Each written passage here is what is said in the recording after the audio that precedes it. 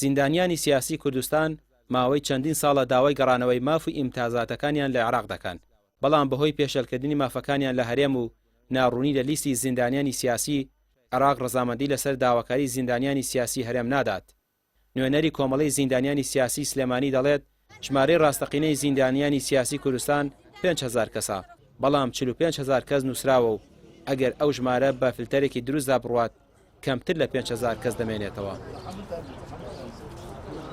چارەسەری ئێمە لە دوو خاڵدایە، یان لە ئەنجومەنی وەزیرانەوە سەرۆکی ئەنجومەنی وەزیران کتابێک بەڕسمی بنێرێ بۆ موسسەی زیندانیە سیاسەکانی عێراق بۆ ئەوەی بتوانێت ماف و ئیمتیازاتی ئێمە بژێڕێتەوە بۆ بەغا، یان لە ڕێگای پەرلەمانی عێراقیەوە کە ئەو یاسایە بۆ زیندانیانی سیاسی دەرچووە گۆڕانکاریەکی تێدا بکرێ بە پێی مادەی دەستوری 132 کە هەموو زیندانیانی سیاسی و ئەوانەی کە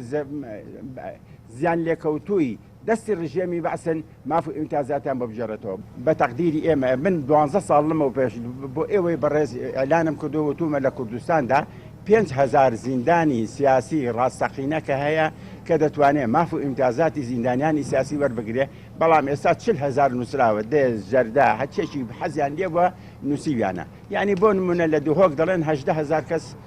ناوی نووسراوە بۆ وەکو زیندانی سیا بۆ ئەوی ببێ بە زیندانی سیاسی، بۆ 18,000 گەنجیتیانە بۆ کاکە.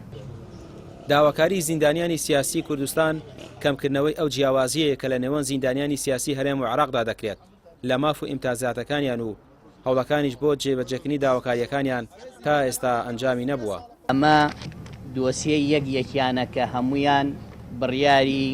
حکمیان لەلایەن ڕژێمی لە ناوچووی پێشووی عێراقەوە هەبووە و لە زیندانەکانی بەعزدا بوون.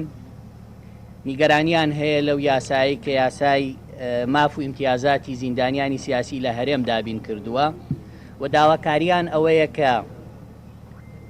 لە عێراق کە زیندانیانی سیاسی ماف و ئیمتیازاتیان بە یاسا زیاتر و باشتر ڕێکخراوە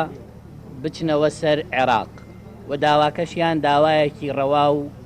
یاسایی و دەستوریە، بەڵام کێشەکە لەوێ دروست بووە کە هەرێمی کوردستان منحەیەکی بە یاسا بۆ ئەمانداناوە بۆ ماوەی 10 ساڵ. ئێستا بەشێک لەمانە 10 ساڵەکەیان تەواو بوو و ئیتر خاوەنی هیچ ماف و ئیمتیازێک نابن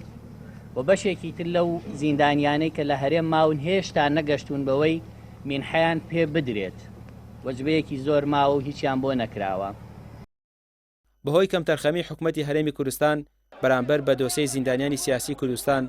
هەروە هەموارنەکردنەوەی پرۆژە یاسای ژمارە 11 پەرلەمانی کوردستان و هاوتانەکردنی هاوشێوەی یاسای ماف و ئیمتیازی زیندانیانی سیاسی عێراقی فیدراڵ کە کۆمەڵێک مافی بەسەرجەم زیندانیانی سیاسی داوە، بەڵام حکوومەتی هەرێم نیوەی ئەو مافانەی بە زیندانی سیاسی هەرێم نەداوە.